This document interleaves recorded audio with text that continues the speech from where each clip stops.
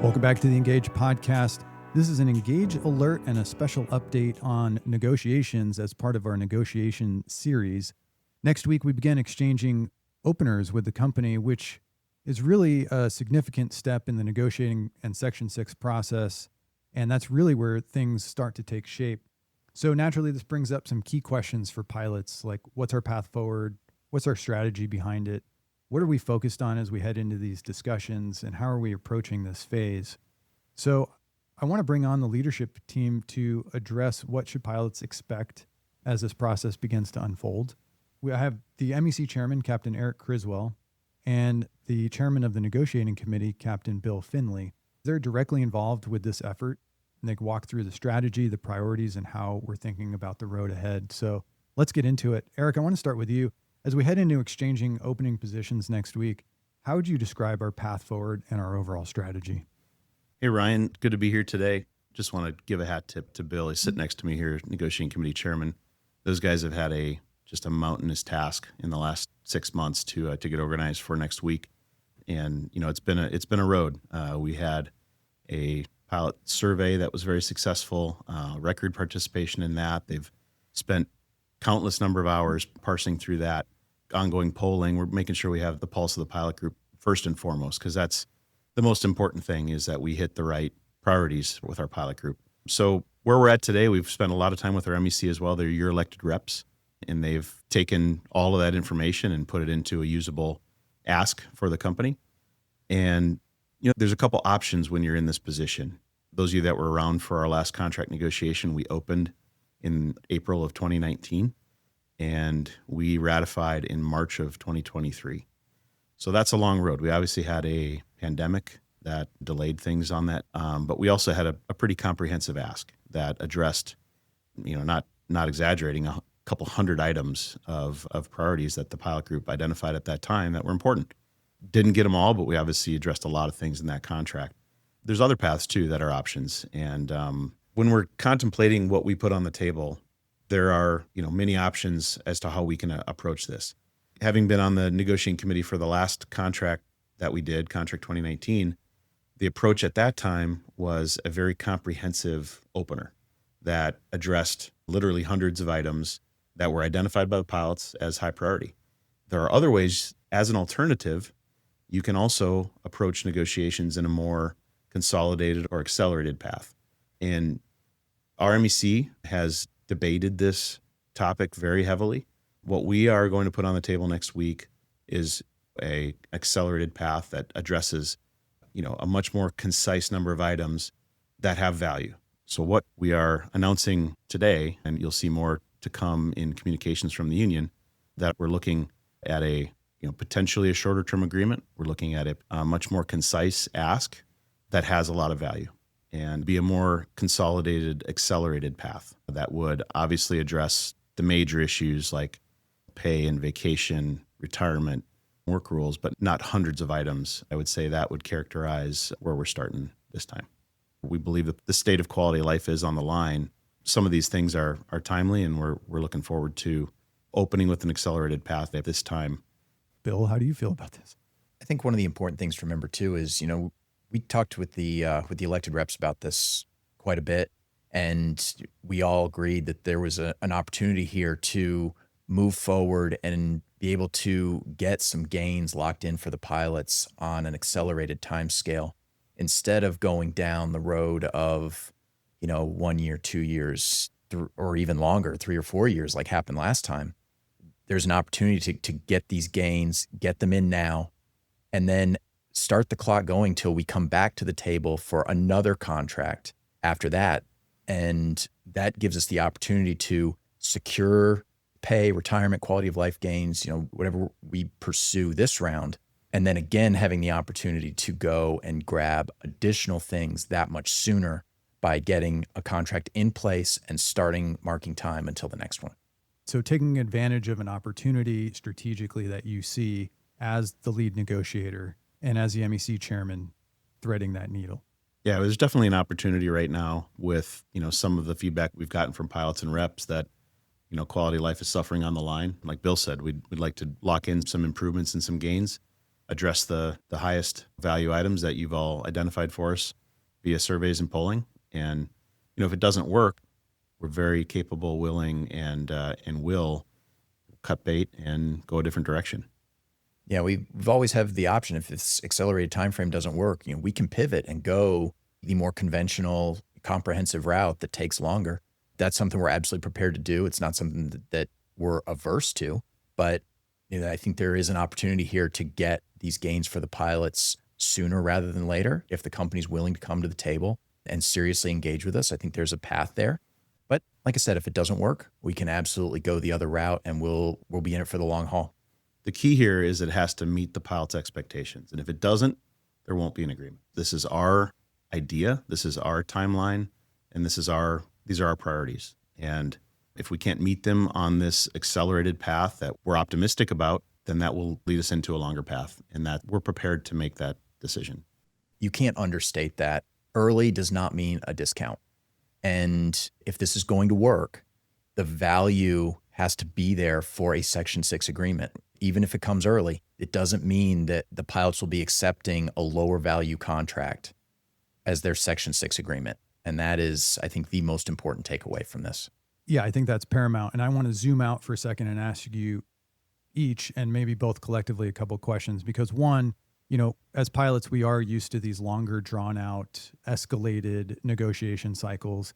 So an accelerated path, and I know you don't want to touch on what that would look like, but potentially before even our amendable date at the end of this year, the pilots could expect a TA. So that raises a number of questions, but talk to me about, a deliberate and strategic path. You kind of alluded to a V1 speed, which seems to be pretty fluid, right? At any point you can pivot and switch to a different strategy. But I also want to ask, I want to make sure that we're approaching this through a position of strength and that we're using our leverage strategically. So if you look at potentially this deal happening early, which again, it cannot be at a discount. I look at times we've done this in the past, and we obviously all think back to, a time where the Delta pilots turned down an agreement under TA1. That was 2015. A lot of the people listening to this weren't here then, but that deal flat out did not meet the pilots' expectations. And so that's something that's at the front of our mind, is that we are vigilant with the survey and the polling. We know where our pilot group is at. The MEC is weighing in. They've got the most direct line of communication with our pilots. And if we can't meet that in this timeline, it's not going to happen. So, we're all very mindful of that. An early deal that was ratified is back in 2012. That's a long time ago, but that was an early deal as well. And, really, I believe that timeline was driven largely by the company's interest in inserting things into that contract. They gave a raise that was acceptable to the pilots at that time. They ratified it. I was a no voter on that contract, just for the record. But my impression as a line pilot at that time was it was driven largely by the company's priorities. And I want to draw a distinction right now. We are the ones in the driver's seat. We are the ones that have come up with a plan of action that we believe is executable in a very accelerated path that gets gains in our pilots' pockets and improves some of the quality of life issues that we're having on the line that are important to you right now. And again, we keep reiterating it. If we don't meet those goals, we will switch and we will pivot to a more comprehensive path. This is up to the company. If they show up ready to do this, it'll be done. And if they don't, then we'll be back toward a more traditional route. Bill, from a negotiator standpoint, what is the difference between what you're talking about now and the path forward and the failed TA in 2015? I think the main thing to remember is the problem with the TA1, the failed agreement in 2015, wasn't that it came early. It was that it just sucked. It didn't have the value that it needed for the pilots. And that agreement changed the entire way that the MEC does things.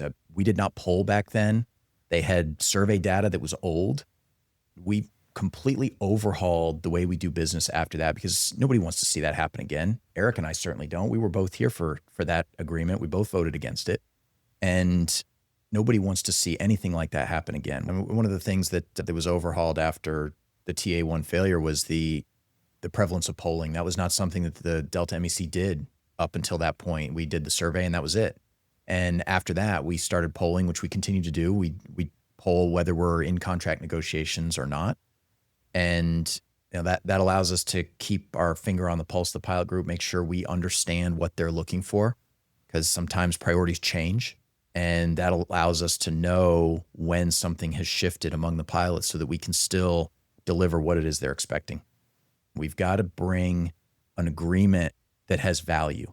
Getting it early is just a bonus. It does not replace the need for it to actually meet the needs of the pilots, bring the value in the areas that are important to them sooner. So disconnecting the relationship between timeline and value. Yeah, and that's the main takeaway here is it's not about being early or not. It's about having the value, and that TA should stand on its own, whether it's early or not, I think is the best way to say it. Right. And it sounds like the pilots are in the driver's seat driving the timeline as we see fit. We will not be rushed into a bad deal.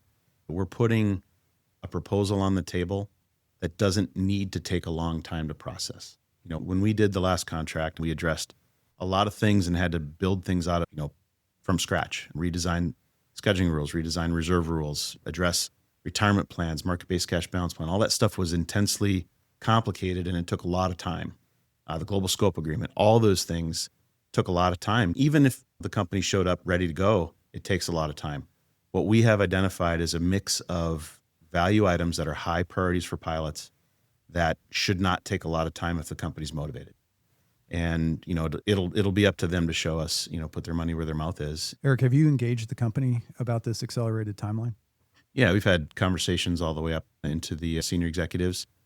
They're anxious to put this behind us. I think these are uncomfortable times for them, but obviously there's motivation too. Some of these quality of life issues that our pilots are having with the operational chaos and with the trip coverage issues, we want to fix them for our pilots, but there would probably be a benefit to the operation as well. Our heads are in improving the quality of life for the Delta pilots.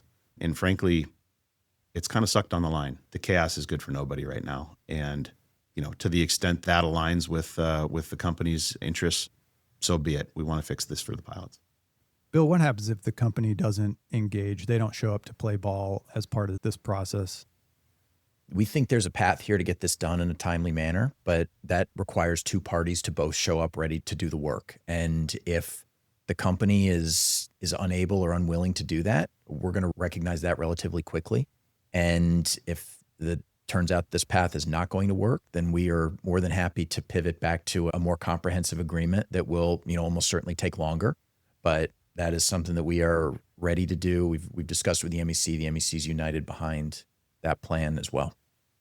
Yeah, I don't want to belabor the point, but I was here in 2015, and that was a pretty significant event. They say you always remember where you were on 9/11 and when the failed TA happened, and I do. And so I want to ask, if you start seeing that the company's not meeting our expectations and the direction of the MEC, you talk about that pivot point, you talk about that abort point.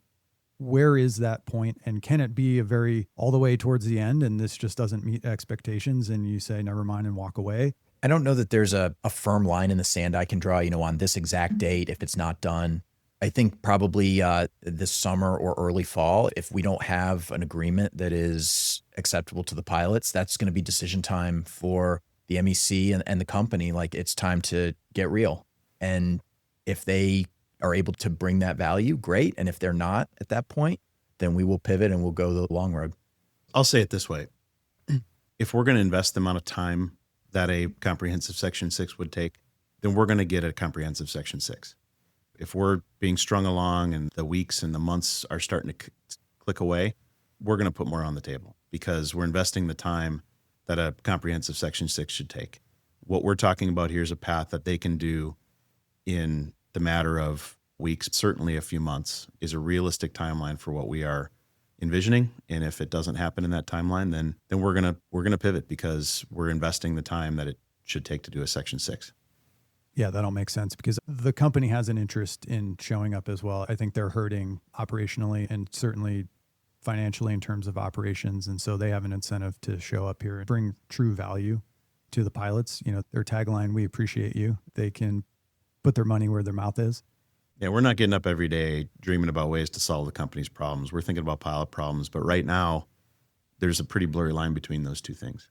And that's Yeah, just the reality. And like I said earlier, just so be it. We're going to fix the pilot's problems. exactly. Because the sentiment on the line and pilot sentiment is not solving those problems that the company has created. Pilots feel that the company has changed they moved the goalposts. They have changed some things and pilot quality of life and steps of coverage and things like that. They've taken away payback days. So again, you've said it pretty clear, but we're not solving the company problems, but we are leveraging strategically. Yeah, we're not happy about those things either. We have an entire team engaged on, fighting for our pilots' rights in the contract, the payback day issue. I know pre-posted rest has been a big issue lately. There's been a lot of the reliability, the letters, the discipline issues. Those are all things that we're engaged on every single day, fighting for pilots. But I think it's important to keep in mind that we have a contract that is becoming amendable, and we have earned improvements to that. And those issues should not impede our ability to go through this process and get the improvements for our pilots. They're all important, but they're separate. I don't think I can say it any better than that. So before we end, I'll ask you, what do you need from pilots? Well, obviously, stay informed, engaged, answer those survey calls. So if you get that phone call from UNH, even if it's inconvenient, answer that phone and give them your ideas. And if you're happy, if you're not, and if you've got a great idea, we get all of that polling data monthly. It's going to turn into a monthly call to our pilots to give us that feedback along the way to make sure that we're not missing the mark. Attend some events. We're going to increase the cadence of pilot engagement events. So keep an eye out for that in your base. If you can attend something, I think that's also very helpful. So you got reps that all care deeply. They didn't all come to this agreement unanimously either. There was some significant debate and discussion amongst our MEC on what this path should look like. And, you hire them to argue with each other. You don't hire them all to nod their heads and agree with each other. And, they've done that. They've definitely done their part for you, debating what the right path is. And I think we end up in a better place when they do that. So you've got an MEC that I would say is united in their purpose behind this agreement, behind your negotiating committee, behind us. Everybody's pulling for this. It doesn't mean they all agreed on everything, and it doesn't mean you all will agree on everything. But, we're all Delta pilots, and we all benefit. If this thing's successful, we will all benefit. We're going to be sending out some gear that you'll be receiving in the next couple of weeks that you can, display your support for ELPA for this process. Got some exciting new venues too, some electronic art type stuff you can use on your EFB. All of the above, anything you're comfortable with, that's where we start. Obviously, if this thing drags out, we'll be asking more of you. But for today, that's what we need. Yeah, I think that you can't underestimate the effect that has. The more pilots that have that stuff moving through the airports, going through the chief pilot's offices, that kind of thing gets noticed, and it tells the company that the pilots are unified behind the negotiation, and it gives us more leverage to get more at the table.